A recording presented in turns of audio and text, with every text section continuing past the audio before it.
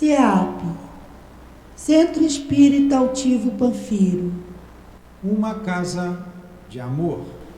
Boa tarde a todos, sejam todos bem-vindos, aos nossos irmãos que aqui se encontram, aos nossos irmãos desencarnados também, aqueles que nos assistem através dos nossos canais do Facebook, do Instagram. Que tenhamos uma tarde abençoada, com o nosso estudo, nossos avisos. E nós vamos hoje dar continuidade ao estudo do Livro dos Espíritos. E as questões a serem estudadas hoje são da 843 a 850. Quem vai fazer o nosso estudo é o Newton. E temos alguns avisos aqui a serem dados. E o primeiro deles é quanto ao nosso estudo. A casa, desde janeiro, está com todos os grupos de estudo já abertos, já estamos estudando. Paramos agora para o encontro de carnaval, foram 3 dias, um estudo muito bom sobre a influência dos espíritos em nossas vidas, e a casa ficou bem cheia. E a gente agradece a todos que compareceram ao nosso estudo de carnaval. E aí eu sempre falo que o estudo é a nossa melhor porta para que a gente possa entender todas as nossas dificuldades. Ali a gente tira nossas dúvidas, ouve o que os nossos companheiros têm de dúvida, e assim a gente vai sempre melhorando o que a gente precisa melhorar, que é a nossa situação ainda de espíritos imperfeitos e que estamos aqui nesse planeta de provas e expiações para melhorar sempre a nossa caminhada. Nós vamos ter, depois do estudo, o atendimento fraterno. Se algum de vocês estiverem a necessidade de conversar, é só continuar sentadinho no lugar de vocês, que nós vamos encaminhar um trabalhador para que possa orientá-los melhor.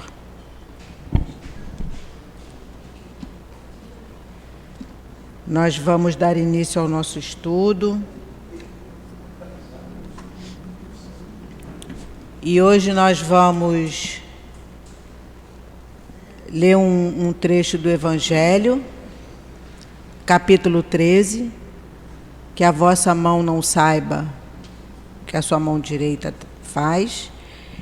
E o item 14 diz assim: existem várias formas de fazer a caridade, que muitos dentre vós confundem com a esmola. No entanto, entre elas há uma grande diferença.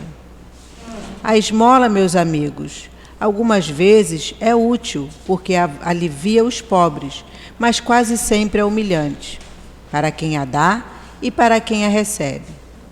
A caridade, ao contrário, une o benfeitor ao beneficiado, e além disso, ela se disfarça de muitas maneiras.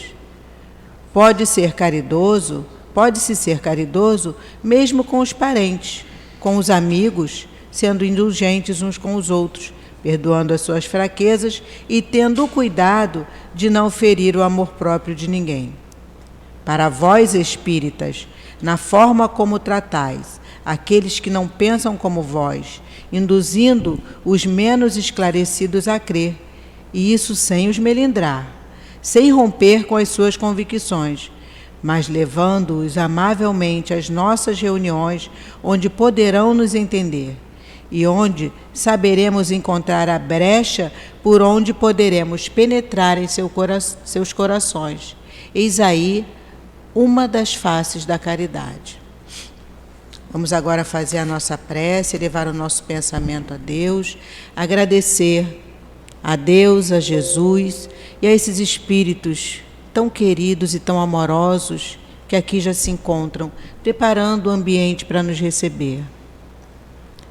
Que nós possamos, Senhor, ouvir os teus ensinamentos hoje do Livro dos Espíritos, e que essas palavras penetrem na nossa mente e nos nossos corações, mas que a gente possa também fazer uso dessas palavras e dos teus ensinamentos na nossa vida diária. Que seja em nome dos mentores da nossa casa, Altivo, Dr. Erma, Dr. Bezerra, Antônio de Aquino, e a todos esses espíritos amorosos que aqui se encontram, pedimos a permissão a Jesus, mas acima de tudo a Deus, para que possamos dar início ao nosso estudo da tarde de hoje. O Alexandre vai fazer o estudo, ele chegou, então as questões são da 843 a 850, o estudo vai até às 10 para as 6. Você pode me emprestar esse livro um minutinho, porque ele estava aqui, eu fiquei sem...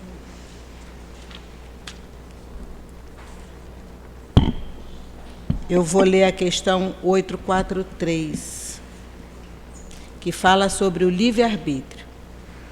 O homem tem o livre-arbítrio de seus atos? E os espíritos respondem: visto que tem a liberdade de pensar, tem a de agir. Sem o livre-arbítrio, o homem seria uma máquina. A 844, o homem goza do livre-arbítrio desde o seu nascimento? Resposta dos espíritos: há liberdade de agir desde que haja vontade de fazê-lo. Nas primeiras fases da vida, a liberdade é quase nula. Ela se desenvolve e muda de alvo com o desenvolvimento das faculdades. Estando os pensamentos de acordo com as necessidades de sua idade, a criança aplica seu livre-arbítrio às coisas que lhe são necessárias. Eu vou passar a palavra agora para o Alexandre, para que ele possa discorrer para nós. Bom estudo, Alexandre. Obrigado. Vou ficar aqui. Boa tarde a todos. Deixa eu iniciar falando o seguinte. Quando nós começamos a fazer o estudo,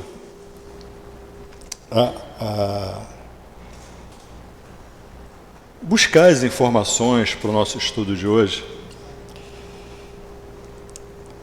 nós lembramos de uma ocasião, isso de vez em quando vem à nossa mente, em que certa vez, conversando com um amigo nosso, estávamos falando sobre várias coisas, questões da vida, e ele virou e falou assim: Alexandre, eu não gosto de conversar contigo sobre esse negócio de espiritismo, não.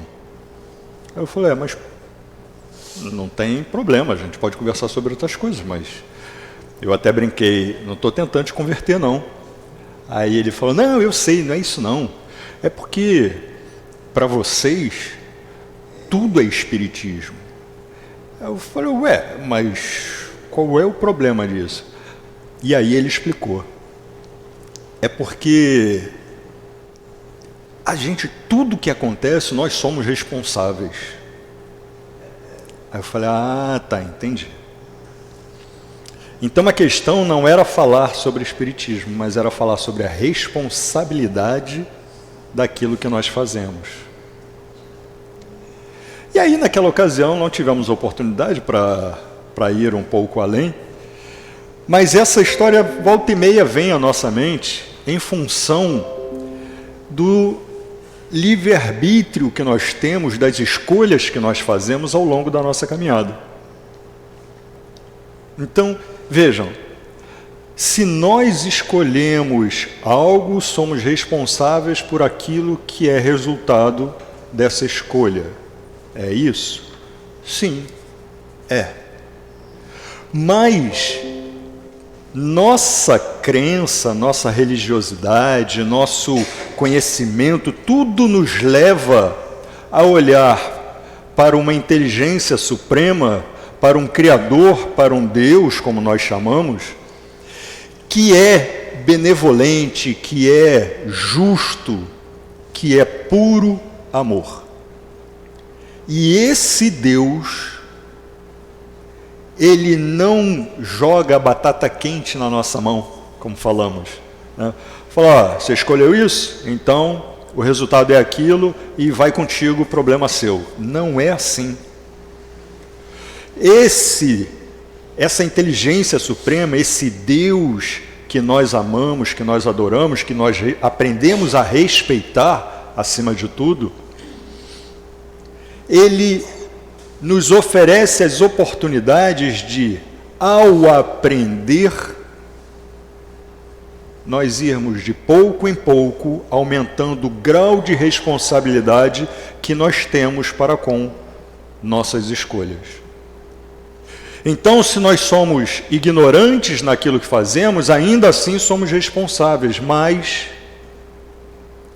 nosso Pai nos acolhe e diz, é como se dissesse, você escolheu errado, tudo bem, você tem responsabilidade, porque você tem que aprender com o seu erro, mas eu não vou deixar esse peso todo no seu colo.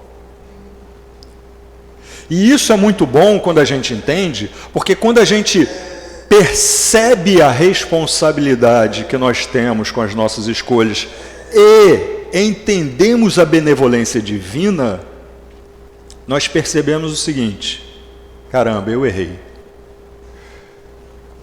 Porém, Deus, esse magnânimo amor, Ele não tira a minha responsabilidade, porque Ele me ama e sabe que se tirasse a minha responsabilidade, eu iria cometer outros erros tão ou maiores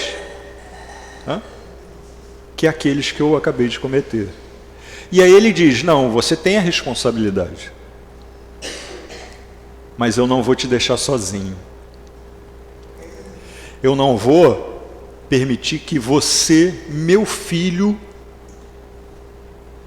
assuma essa responsabilidade completa e sofra por isso. Não. É por isso que hoje aqui estamos e não estamos isolados, estamos em conjuntos, estamos em grupo. E o que é maravilhoso quando alguém quer ser ajudado é simplesmente dizer, eu quero, levantar a mão, e mesmo que ele não consiga se ajudar, mas o fato de dizer eu quero ser ajudado faz com que ele diga o seguinte, fala, olha, eu reconheço a situação em que eu estou, mas preciso de ajuda para ir além. E Deus sempre coloca um anjo, como dizemos, na nossa vida. Muitas vezes, e arrisco dizer que na maioria das vezes, encarnado. Alguém que surge, sabe-se lá de onde, e estende a mão para a gente. E isso é maravilhoso. Isso é maravilhoso.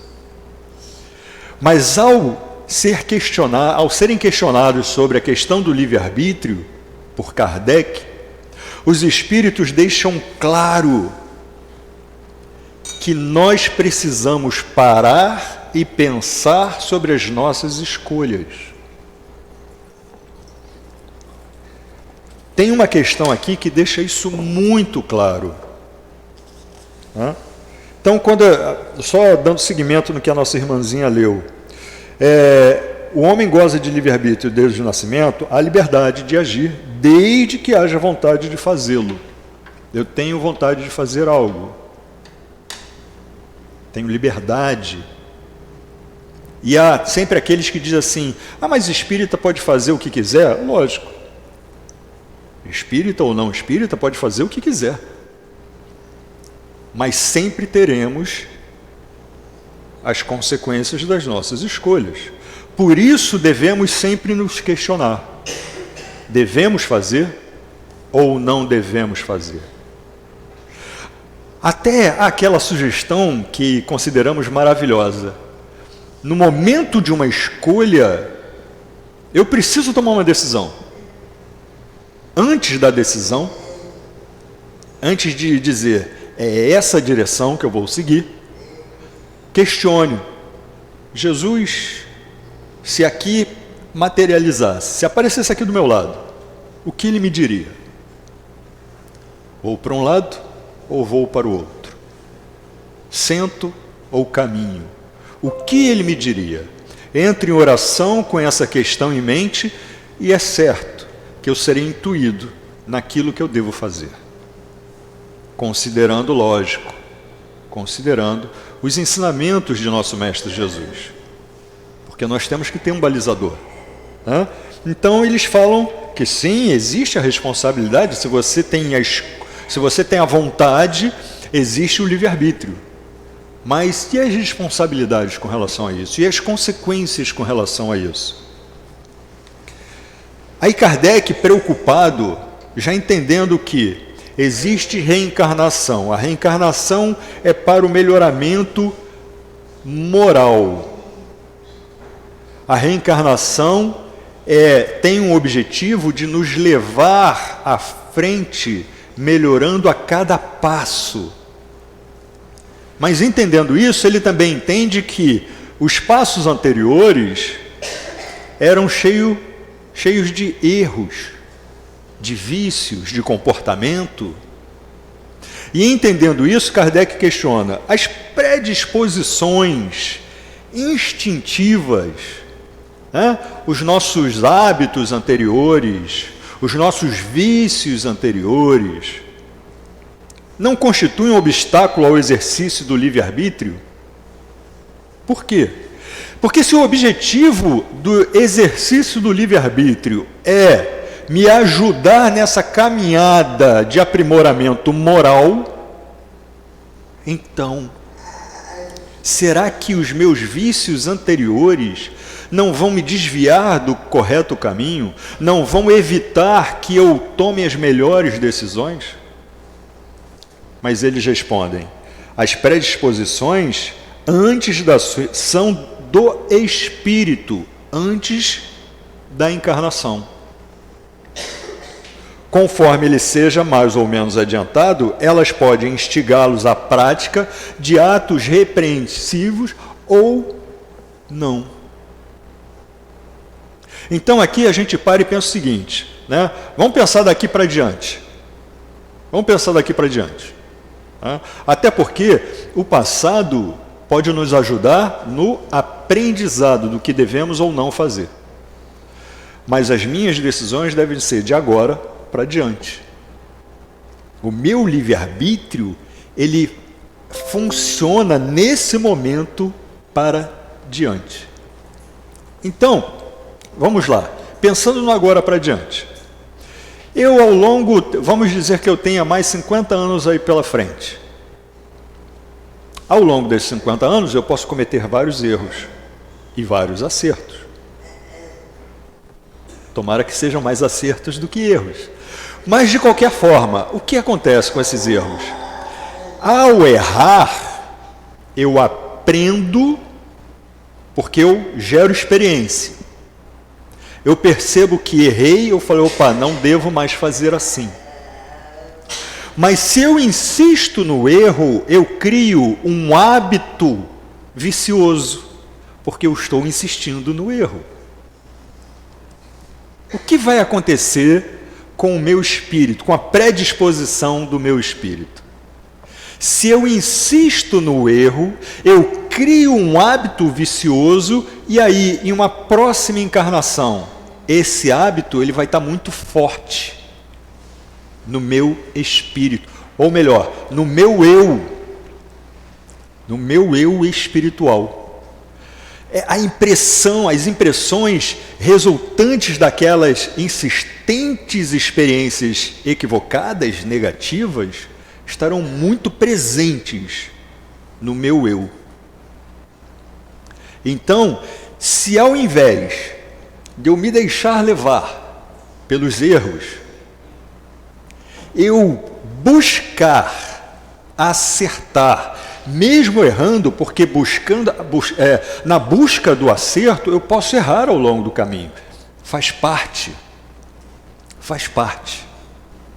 Mas se ao errar, eu percebo, eu olho o meu erro e falo, aonde foi que eu errei? Santo Agostinho nos deixou uma sugestão maravilhosa. Ao final do dia, ele disse, enquanto é encarnado, Ele não nos falou algo sobre a vida espiritual, ele falou sobre a vida, né, do espírito encarnado. Enquanto encarnado, ao final do dia eu fazia uma avaliação, um balanceamento, um balanço das minhas atitudes ao longo do dia. Eu acertei? Muito bem. Eu errei? O que eu preciso fazer? Pisei no pé da minha irmãzinha. Opa, amanhã a primeira coisa que eu tenho que fazer é pedir perdão a ela. Poxa, eu pisei no seu pé, desculpe. Me perdoe. Eu errei. Alguém passou por mim e pediu ajuda, eu falei assim, agora eu não posso, estou ocupado, e segui. Eu falei, caramba, eu devia ter parado, eu devia ter ajudado. Vou atrás dessa pessoa, perdoe-me por ontem, o que eu posso fazer agora? Uma dica valiosa de Santo Agostinho. Então, ele disse o seguinte, olha, eu errava, acontecia, mas eu sempre buscava melhorar a minha caminhada, ou melhor, eu avaliava, buscava os erros e verificava se havia como corrigir esses erros. Ou pelo menos, corrigir a minha conduta. Porque às vezes os erros passam e a gente não pode fazer nada, até para dar uma aliviada no erro. Está lá. Pisei no pé da minha irmãzinha, ela viajou, foi para algum lugar, não deixou o endereço. Como é que eu vou pedir perdão a ela? Não posso. Mas ao perceber o que eu fiz e dizer, caramba, eu tenho que ter mais cuidado, eu estou buscando melhorar a minha atitude. Ao fazer isso, eu estou plasmando, eu estou impregnando, eu estou escrevendo no meu eu espiritual algumas regrinhas de conduta, de melhor viver. E com isso, na próxima reencarnação, o resultado dessas regrinhas, desse hábito de rever e buscar corrigir, é o que vai conduzir, mais provavelmente, às próximas atitudes. Então é isso. As predisposições do espírito, quando em vida passada eu não busquei ser alguém melhor, pode sim me levar a condutas equivocadas. Mas, se eu busco me corrigir, a minha conduta será melhor. E aí, em seguida, Kardec dá uma introdução a algo muito importante. Bom, como se algo aqui não fosse importante, né? Mas vamos lá. O organismo não terá influência sobre os atos de vida se eu tenho um organismo debilitado, se eu tenho um organismo que... Será que isso não vai, né, ter influência nas minhas escolhas?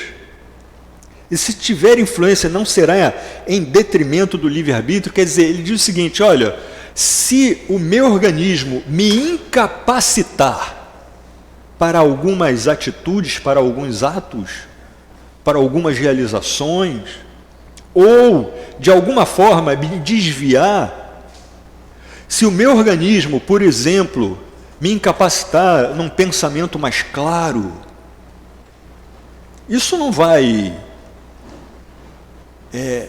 debilitar a minha escolha? E aí nossos irmãos respondem, o espírito é certamente influenciado pela matéria. Só fazer um parêntese rápido, toda a resposta dos espíritos, dos bons espíritos, deixam claro que, enquanto encarnados, nós somos espírito. Sim, de certa forma, encarcerados dentro de um corpo físico. Mas o corpo físico é um instrumento que tem, sim, influência no espírito que eu sou. Mas eu sou um espírito. E o meu conhecimento, a minha capacidade, a minha inteligência, a minha vontade não diz respeito ao meu corpo físico, mas diz respeito ao meu eu espiritual. Eles continuam, isso vai ficar mais claro. Eis porque, só repetindo aqui, o espírito é certamente influenciado pela matéria. Eis porque no mundo onde os corpos são menos materiais que na Terra, aí ele já dá uma dica, as faculdades se desdobram mais livremente. Mas o instrumento não dá a faculdade. Corpo físico, meu instrumento. Não é o corpo físico que me dá a faculdade do livre-arbítrio, a faculdade da vontade, a faculdade de querer ser melhor. Não é o corpo físico.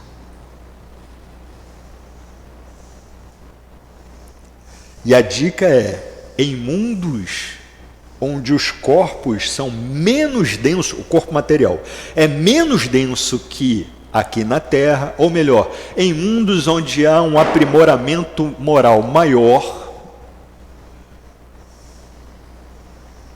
a nossa capacidade de escolha, ela tem menos entraves, tem menos dificuldades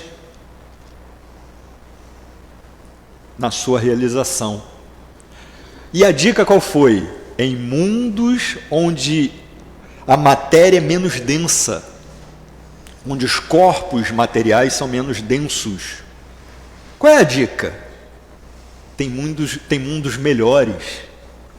Tem mundos adiante que qualquer um de nós chegará.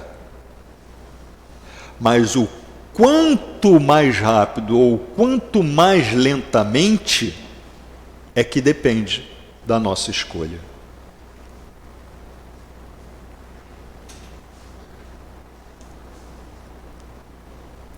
Além disso, é preciso distinguir aqui as faculdades morais das faculdades intelectuais. Então, eles mais uma vez nos deixam claro que existem divisões muito claras. Faculdades morais é uma coisa, faculdades intelectuais é outra coisa. São faculdades morais. Há uma diferença muito grande, são muito diferentes. Podem estar andando de mãos dadas. Alguém com uma faculdade intelectual maior ou menor pode, ou melhor, irá andar de mãos dadas com a sua faculdade moral. Agora, o fato de ter uma capacidade intelectual muito elevada não implica uma capacidade moral muito elevada. E aí? Como é que eu faço? Ao dizer isso, os espíritos dizem o seguinte: não se preocupe. Se você é muito estudado, pouco estudado, se você vem de uma cultura mais evoluída, de uma cultura menos evoluída, preocupe-se com as suas escolhas ao longo do seu caminho. Preocupe-se em olhar para o próximo e respeitá-lo. Esse é o ensinamento de Jesus. É o que, ao longo de sua estada aqui, nosso mestre buscou deixar em todo o seu ensinamento. Preocupe-se como vai estender a mão. Se você vai estender a mão para dizer, eu estou aqui, se precisar, segura, porque vamos estar juntos, ou se eu vou estender a mão para bater. Ah, mas o outro quis me agredir ou estava me defendendo. Me defender é uma coisa, bater de volta é outra. Porque nós damos essa desculpa muitas vezes. Não é fácil. Não é. Imaginem vocês, Eu sou ao lado de alguém que eu amo, aí esse alguém está sofrendo uma agressão. É fácil? Não é fácil. O sangue ferve, como a gente diz. Mas, se eu escolho agir no bem, o meu sangue não vai ferver com tanta facilidade. Por quê? Olha o hábito. Porque o agir no bem faz com que a minha atitude seja mais serena, seja mais controlada, seja mais amorosa. Então é muito importante eu olhar no hoje e pensar o que eu quero, qual é o caminho que eu quero seguir de hoje para diante, quais são as escolhas que eu quero fazer de hoje para diante. Porque tudo que eu escolho gera consequências e eu sou responsável por isso.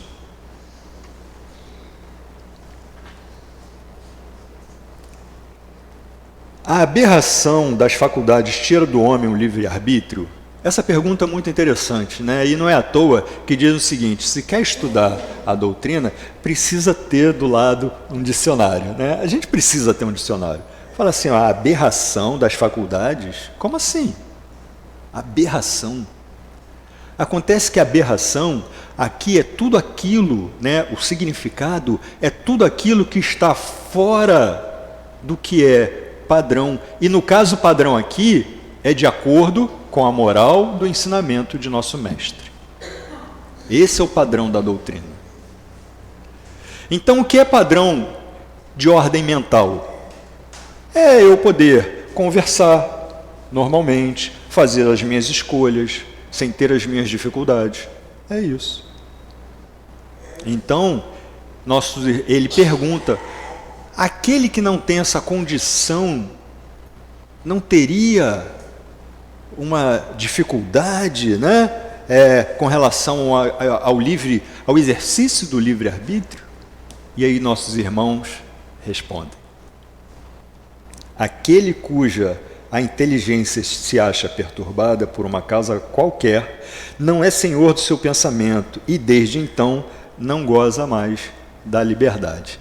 E aí a gente lembra de uma história, de uma situação que se passou com Chico. Acho até que já contamos isso aqui uma vez. Uma mãe, com seu filho, uns 12 anos, se eu não me engano, ela chorava de noite pela condição do seu filho. E ela foi até Chico, procurando uma explicação, um alento, alguma coisa que pudesse aliviar aquele sofrimento. E aí ela contou, meu filho é assim, assado, a condição daquela criança era, se ela deixasse a criança ali à noite, em pé, e fosse dormir no dia seguinte, acordasse, a criança ia continuar em pé. E aí ela chorava com essa situação. E aí, nesse momento,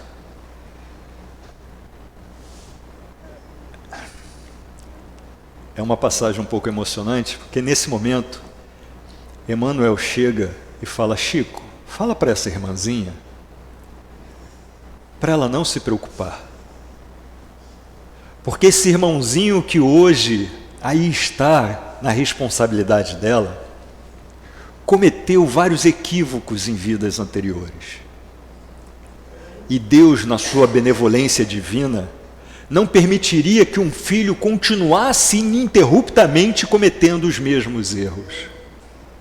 Então colocou o seu filho nessa condição limitada, para que ele pudesse se recompor e, através do seu amor, do amor dessa mãe para com ele pudesse restaurar as suas capacidades, o seu pensamento, o seu perispírito, e aí dar condições a esse espírito que merece a felicidade, como qualquer outro, a continuar a sua jornada nas próximas existências. Então é certo que esse espírito, nessa condição específica, está limitado, sim, porque não tem mais essa liberdade, mas não como castigo, não como punição, mas como consequências das suas escolhas anteriores, porque o nosso Pai, que é puro amor, como diz o evangelista, não permitiu que ele continuasse em erros contínuos e o colocou naquela condição limitada, não para sofrer, mas para se recompor e aprender com o amor daqueles que estão ao seu redor.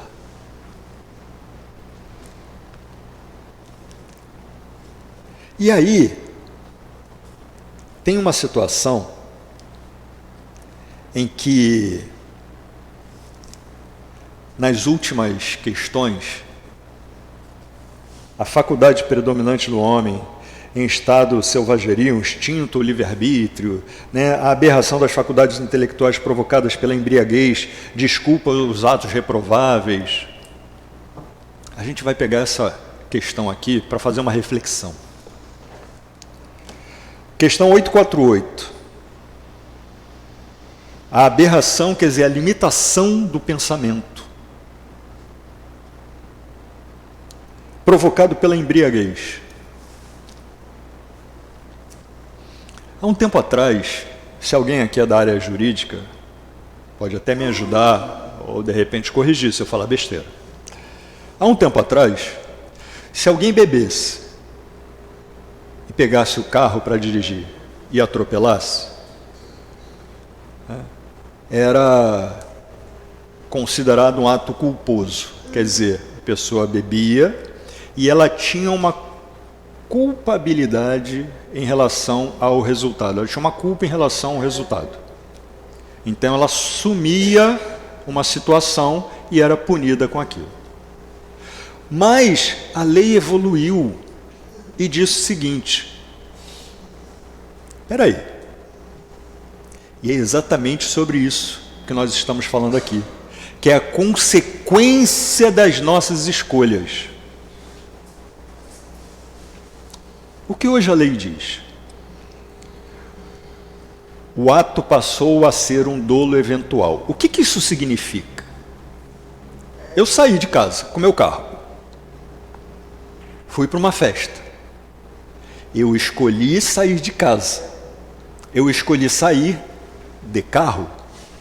Eu escolhi ir para a festa. Sequências de escolhas. E ao chegar na festa, eu escolhi beber. Posso escolher bebida não alcoólica e posso escolher bebida alcoólica.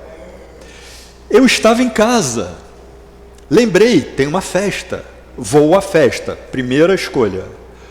Vou de carro, segunda escolha, né?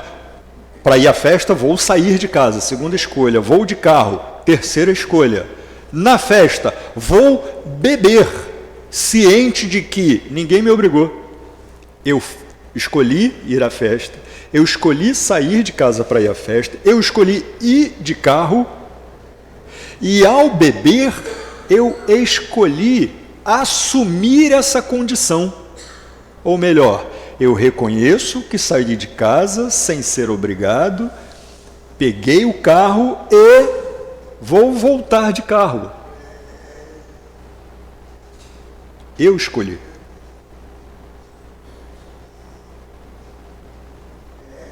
Até esse momento, não bebi, mas fiz uma nova escolha. Vou beber bebida alcoólica.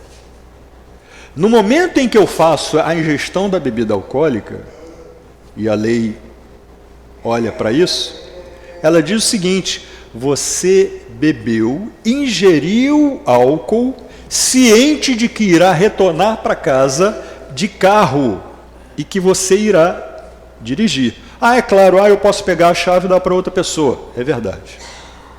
Mas depois de algumas doses, a gente fala assim: eu estou bem, não preciso, eu vou, estou de boa. Olha só. E aí, ao retornar para casa, se de repente eu não consigo desviar e atropelo alguém, o dolo eventual diz o seguinte: eu assumi total e absoluta responsabilidade pelo resultado do acidente. Por quê?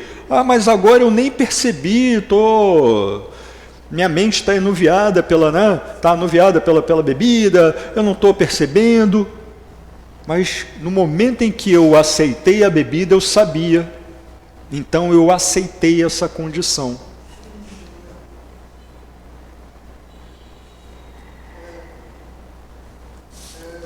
Vamos até ler a resposta. Vou repetir a pergunta, vou ler a resposta para que a gente possa finalizar essa reflexão. A aberração, a dificuldade no pensamento, das faculdades intelectuais provocadas pela embriaguez, desculpa os atos reprováveis? Não. A resposta inicia de forma muito objetiva. Não. Pois o bêbado privou-se voluntariamente da sua razão para satisfazer paixões brutais. Olhando para a resposta, a gente pode falar assim: nossa, esses espíritos foram muito duros, né? Não podia ser assim mais gentil? Não. E não é porque fala assim, esses espíritos são contra a bebida alcoólica. Não. A resposta é direta e dura. Sim. Porque eles sabem das consequências, das dores que nós causamos em nós. Por isso eles são tão diretos. Não desculpa? Não. Foi voluntário. Em vez de uma falta, comete duas: o ato em si e a escolha que me levou àquele ato. Aí eu entendo muito bem por que aquele amigo meu, que eu citei lá no início, dizia: não gosto de falar com você sobre o espiritismo. Tudo é responsabilidade. Não, eu não posso fazer nada sem antes pensar nas consequências. Sim, sim. Nosso mestre Jesus já dizia isso. Antes dele, Moisés, um legislador fantástico, endureceu ainda mais a forma de passar as leis de Deus, porque reconhecia a necessidade de ser duro com aqueles que ali estavam.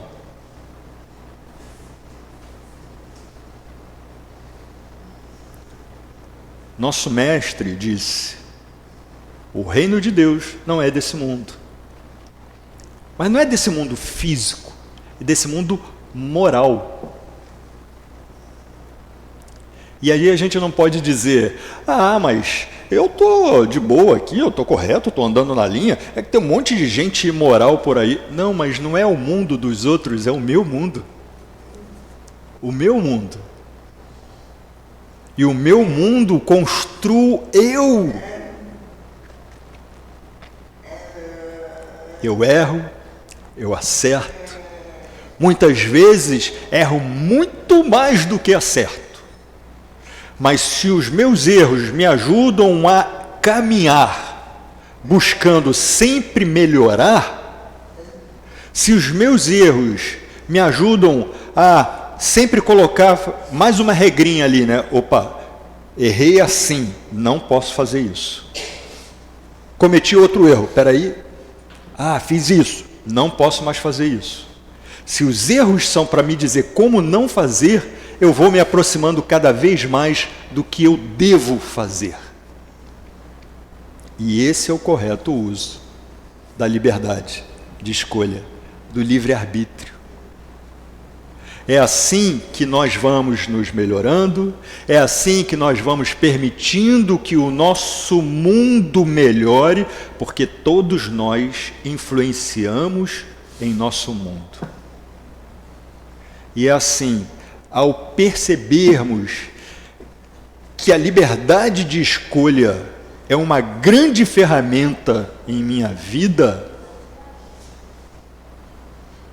que eu vou me aproximando do reino de Deus, que eu vou deixando aquele mundo cheio de dores, aquele mundo cheio de paixões, e vou trocando por um mundo cheio de amor. Um amor justo, um amor equilibrado, um amor semelhante àquele que nosso mestre nos ensinou, aquele que nosso mestre nos exemplificou. E é assim que a cada passo eu vou melhorando a mim, ao espírito que eu sou, e vou permitindo, através de meus erros e acertos, mas sempre no exercício do meu livre-arbítrio para um melhor, vou também sendo exemplo para aqueles que estão ao nosso redor, encarnados, desencarnados.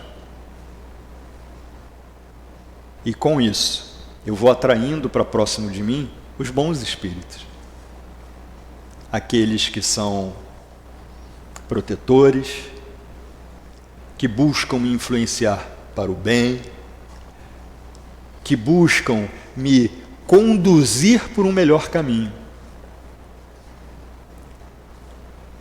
Então esse é o livre-arbítrio que a doutrina espírita nos apresenta.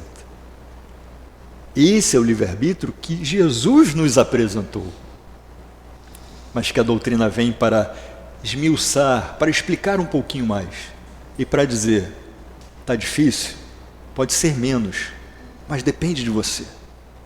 E o melhor é que depender de mim não quer dizer que eu estou sozinho nessa. Porque depender de mim é também reconhecer que estou entre irmãos, entre pessoas que podem e, tendo a oportunidade, vão se estender a mão para me ajudar. E é certo que no momento em que surgir a oportunidade, eu vou fazer o mesmo. Por isso que a máxima da doutrina espírita é: fora da caridade não há salvação. Porque ao exercitar a caridade, é uma escolha, eu escolho exercitar a caridade. Ao exercitar a caridade, ao exercitar essa escolha, ao exercitar o livre-arbítrio pela caridade, eu estou me colocando mais próximo de Jesus. E estou um passo mais perto, a cada escolha, desse reino de Deus, desse plano vibratório onde tudo é melhor, onde as escolhas morais, segundo o ensinamento de Jesus, definem um ambiente. E aqui entre nós, quem é que não quer um mundo assim? Todos queremos, todos queremos.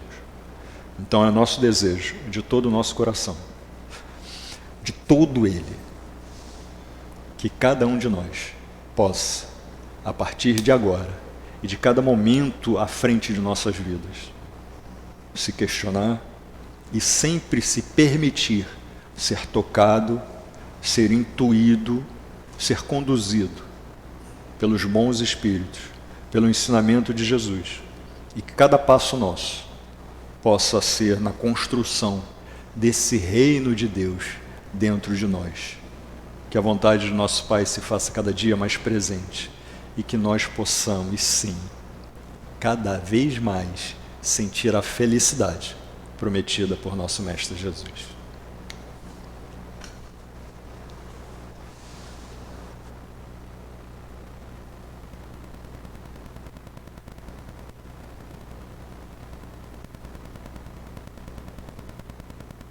Mas vocês vão aturar mais um pouquinho de mim? Mais 5 minutos?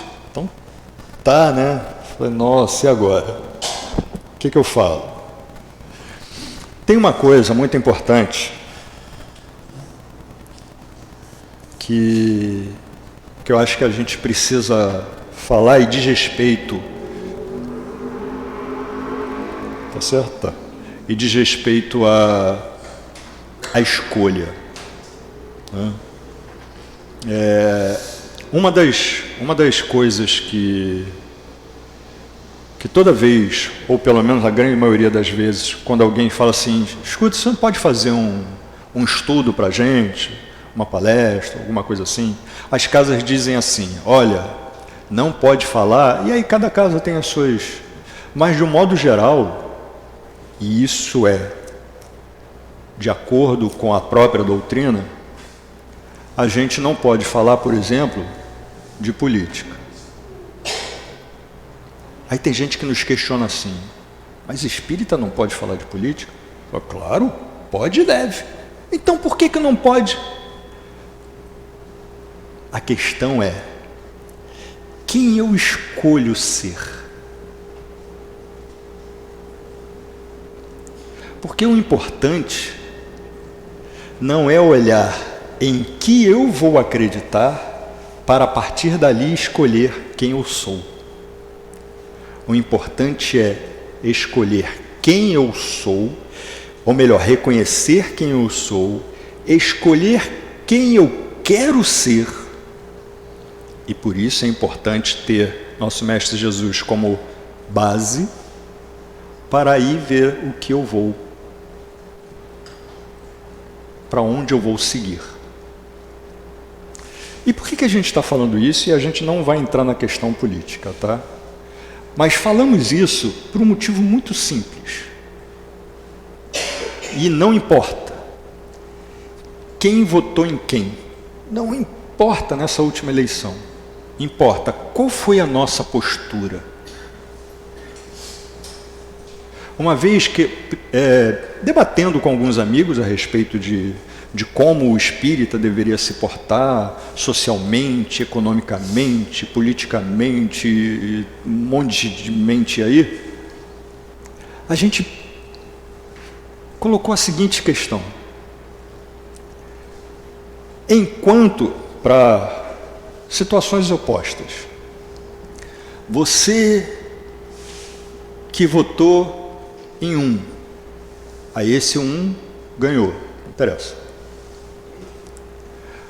Você fez alguma oração, uma oração de 30 segundos, por aquele que não ganhou, para que ele possa buscar se aprimorar e aprender com essa oportunidade? E para o outro. E você, que votou em quem não ganhou, você fez uma oração de 30 segundos por quem ganhou, para que ele possa aprender e aproveitar essa oportunidade para se melhorar? A resposta nas duas situações foi não. Fez? Não. Fez? Não. Aí fizemos o seguinte, uma outra pergunta. E dissemos, por favor, não responda. Ao invés de escolher fazer uma prece, uma oração, que a gente gera uma energia positiva, a gente gera uma energia de bem, a gente... Vocês pensaram o contrário? Reclamando, xingando. Não precisa responder. Mas os dois balançaram a cabeça. Eu falei, pois é. Nós queremos um mundo melhor, mas escolhemos agir pelo pior. Quando aquele que está à frente não é quem nós gostamos, nós torcemos para que dê errado. A escolha é nossa. Eu quero um mundo melhor, então que eu lute por ele. Mas quem estiver à frente, imaginem vocês o seguinte, Quem é que define o caminho a seguir de um navio? Não é o comandante? Eu não gosto dele e eu vou torcer para ele errar o caminho? Eu estou no navio.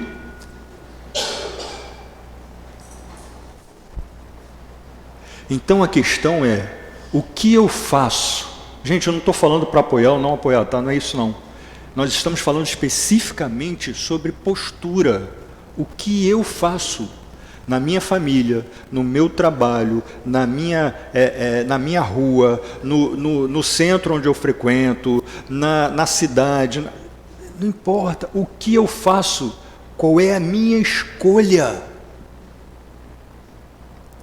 Tudo que nós refletimos hoje, tudo que nós lemos, tudo que nós falamos, foi a respeito disso.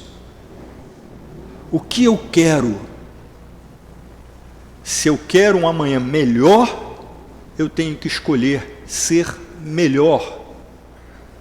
E se alguma atitude minha está em desacordo com o ensinamento de Jesus, está em desacordo com o ensinamento dos bons espíritos, então eu tenho que repensar.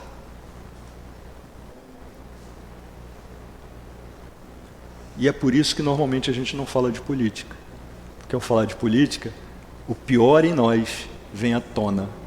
Enquanto não escolhermos o nosso melhor, vamos deixar alguns assuntos de lado.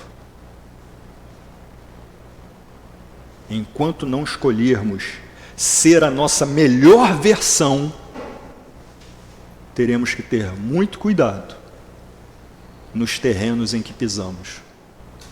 Passamos carnaval e sempre pergunto, o espírita pode pular carnaval? Claro que pode, à vontade. Deve? Não deve, mas pode. Eu mesmo e minha namorada, que ali está, nós fomos a um bloco. Ficamos lá um pouco, nos divertimos e saímos. Por quê? Não vamos exagerar, né? Então é preciso pensar nas escolhas. É preciso balancear o uso do nosso livre-arbítrio. Acho que agora eu fui além dos 5 minutos.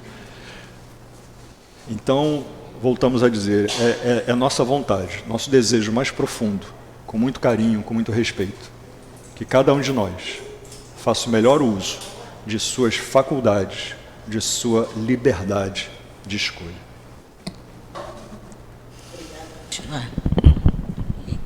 Obrigada, Alexandre, pelo estudo. Nós vamos passar agora para o segundo momento, o momento do passe.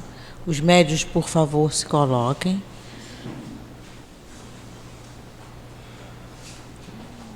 Vocês vão receber o passe. Vamos agora fechar os olhos, elevar o nosso pensamento a Deus, a Jesus, o nosso médico dos médicos. Deus, nosso Pai, Jesus, nosso Mestre tão querido, espiritualidade amiga que aqui já se encontra, que preparou o ambiente para nos receber. Nesse momento, Senhor, que nós possamos receber os fluidos necessários para o nosso refazimento, que nós possamos ser merecedores de toda a cura do nosso corpo físico, do nosso corpo espiritual. Que seja em seu nome, Jesus, em nome desses espíritos amigos aqui presentes, mas acima de tudo que seja em nome de Deus, nosso Pai, que possamos dar início ao trabalho do passe. Graças a Deus. Nós vamos falar sobre a caridade.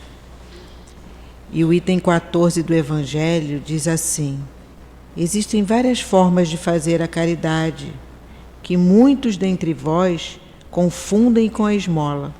No entanto, entre elas há uma grande diferença. E aí a gente fica pensando, qual a diferença? A esmola não é um tipo de caridade? É um tipo de caridade. Mas nem sempre, quando a gente tem a oportunidade, a caridade vem de tantas formas diferentes, né? Diferente da esmola. A esmola pode vir em dinheiro, pode vir no mantimento. A gente tem olhado pela nossa cidade muitos pontos onde muitas pessoas hoje, crianças e muitas famílias inteiras, agora pedem. Lugares onde não havia pedintes, hoje há, né? E a gente às vezes passa no carro, olha aquelas crianças, a gente fecha os vidros, porque a gente tem medo. A gente passou a ter medo de criança. E a gente precisa ter muito cuidado, porque muitas vezes a nossa falta de um sorriso, a nossa falta de um olhar para aquelas crianças, para aquelas mulheres que estão ali naquele momento, também é falta de caridade. Não pegar aquele papelzinho que o nosso irmão está trabalhando, entregando panfletos, e muitas vezes a gente escuta: vai sujar o meu carro, vai encher o meu carro de papel. Isso é falta de caridade, gente. Aquele nosso irmão está trabalhando, às vezes no sol, às vezes na chuva, e a gente está muito preocupado que vai amontoar papel no nosso carro. E às vezes o nosso carro está cheio de outras coisas que estão sujando muito mais, mas a gente não percebe. Então a gente precisa ter muito cuidado com o que a gente acha que é fazer caridade. Que a gente acha que é ajudar o nosso próximo. A gente precisa passar a abrir o nosso vidro, sim. Eu não tenho dinheiro, mas eu tenho um sorriso.